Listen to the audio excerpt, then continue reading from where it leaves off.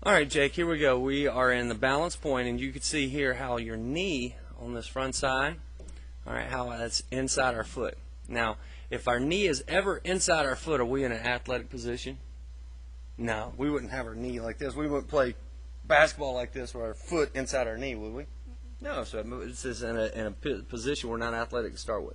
Now, you can see here on the left side how his knee is tucked in right by his back hip, but on the angle is his foot still outside his knee? Yes. Okay, still outside his knee. And you can also see from the very beginning how his shoulders are level, kind of down to the plate. And see how you're kind of already going uphill. Okay, so we want to think about getting those shoulders more level and controlling that foot, not letting it get behind our knee from the very beginning.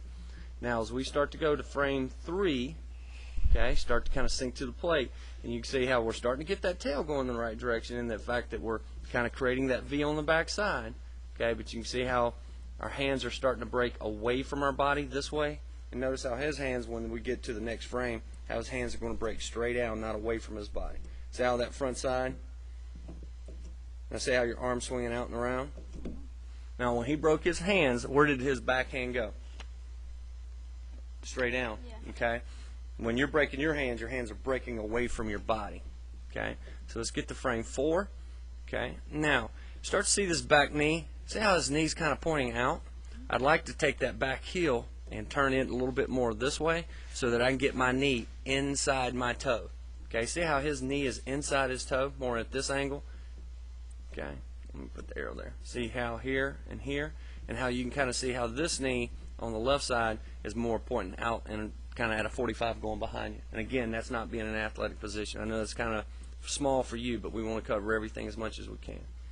Now, on frame 5, we start to get, whoa, look where that head's going. Are you even seeing where the ball's going? It's pretty tough to see that. Pretty tough to control your hand when your head's all over the place. So you ever heard somebody say, hey, watch the ball all the way in the mitt? Can you watch the ball all the way in the mitt there? Absolutely not. Now look where our glove is. See how it's already starting to sag a little bit, and in this next frame, I guarantee we're going to start to see this glove go this direction. So we get you guys going. We start to go up one frame, how that head's still turning, glove sag, and you can see his glove right here, kind of in the center of his chest. Next thing I want you to notice is, again, where his head is. Where's his head? It's going straight at the plate, right? It's going straight at home plate. And you can't see it because it's right behind his elbow, but his head's going now. Also, the next thing I want you to look at, where's his chest? It's almost kind of over that front knee.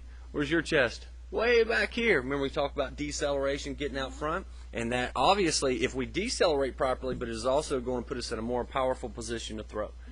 Absolutely.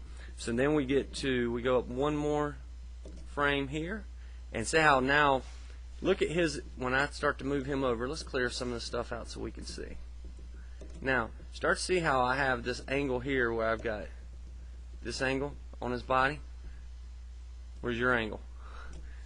Standing almost straight up and down. Okay? So, which angle do you think creates better direction and better force? Yeah. Absolutely, right? So, a couple things we want to work on are, one, when we get to our balance point, staying more athletic, separating our hands down, okay, really controlling that front side. And the other thing is taking that nose straight to the catcher and getting our chest over our front knee to decelerate. Does that make sense?